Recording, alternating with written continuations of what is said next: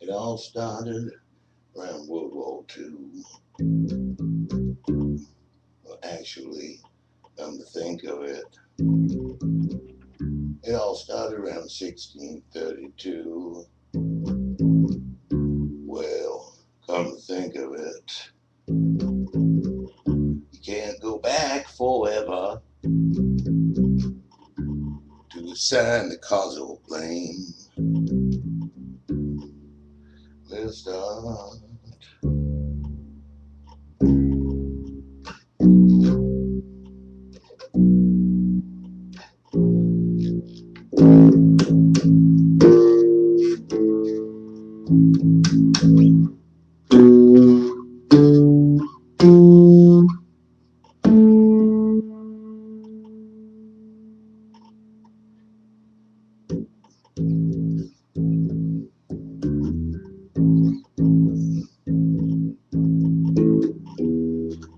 It all started back in World War II. We'll just call it like that for now. It all started back in World War II.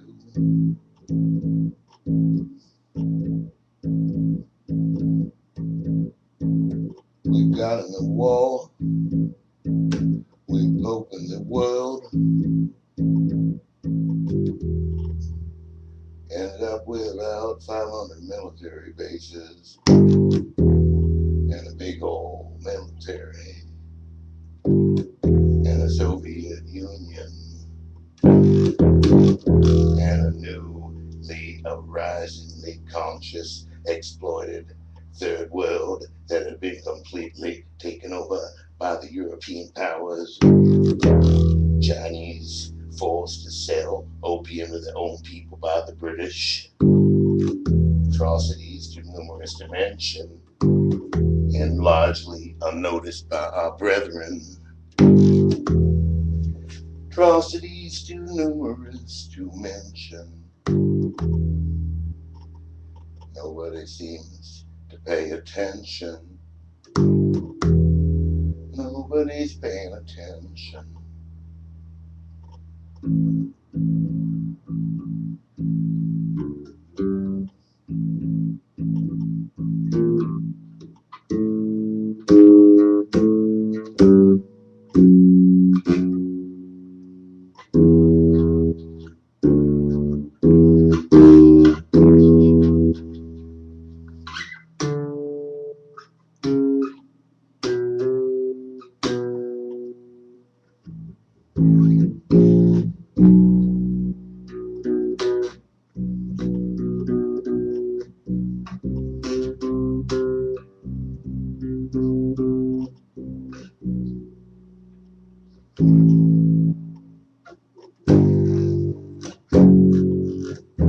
It all started around World War II.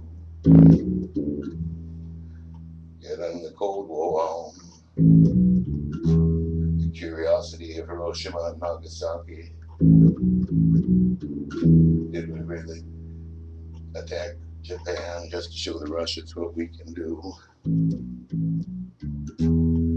Then came years and years of justifying Dole Banana running a whole country, hence the term Banana Republic. But people seem to be forgetting as the stranglehold of capitalist alienation tightens. People seem to be forgetting. And I said we had to go back to 1632. You know, at the time of the Revolution, the British actually were trying to keep the Indians of Detroit and that area to be able to keep their land and not expand the white man's land.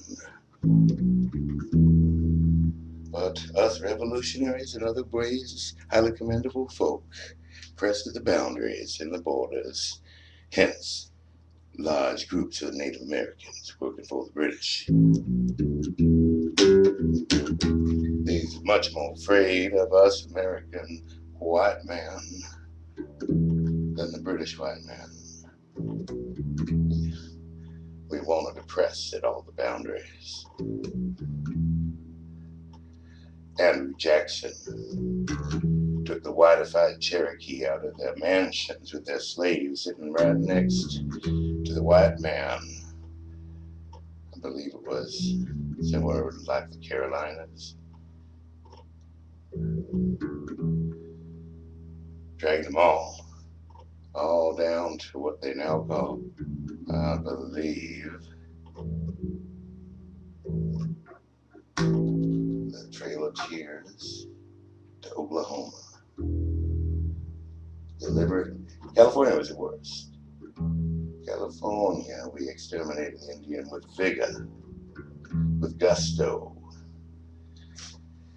Another Indian made into a good Indian through the rope method. King Lake, or whatever it's called up there around Mount Shasta, give a barbecue, put poison in everything, kill that tribe. Down the street in Fort Jones, lace it with cyanide.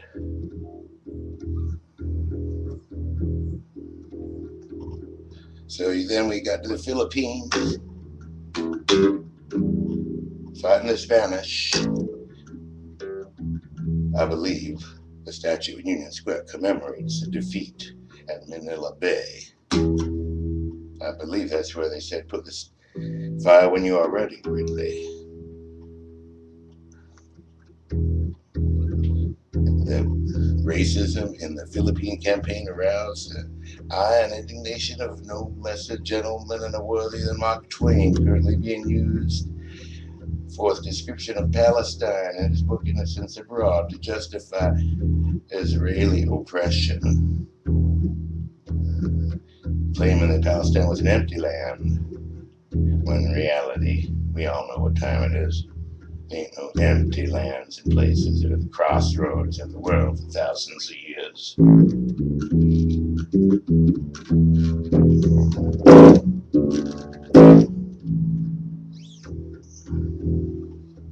I'm angry. I'm getting angry. God save me.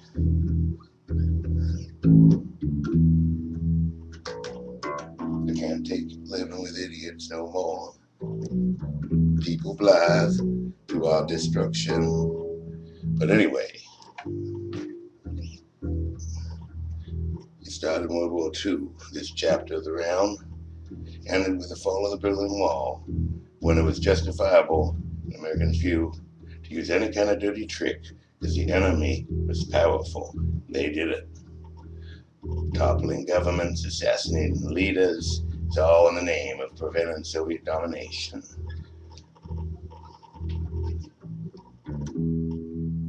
No declared war since 1945 with the World War II. All these are police actions. North Korea, the Koreas, fairly legitimate, one might say. But if you look at the armies that were there, I played a board game one day. It does look kind of bad, almost like mercenaries.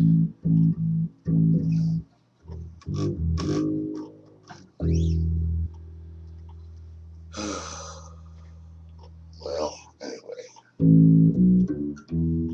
So come the end of the Cold War, any time to pull out all this huge military infrastructure all over the world. No, it goes up. The debt goes up. We ain't paying for any of it. We borrowed it. Our military machine is being borrowed. And when the Chinese cut off the spigot and go bankrupt, and we spent our whole last 100 years, other than World War II and World War I, harassing and terrorizing people with impunity, what are they going to think about when we can't buy no more Toys R Us from China?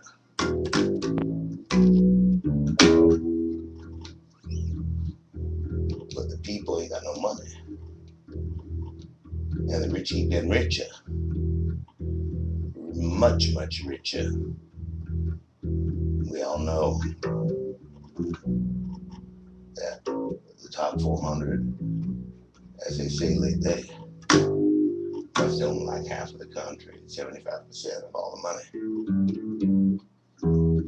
Is that really fair? When they get it through monopoly, protected by the government, even our libertarian friends have to ask, is that really fair? Who's got all the money? Where did they make it from? How much of it was stolen? Can we get them to pay it back? In 3 wars, all based on lies, all based on the same premise, all based on corruption and fraud. And nobody cares. Will the reckoning day happen?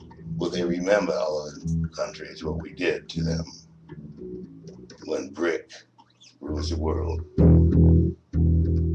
Brazil, Russia, India, China.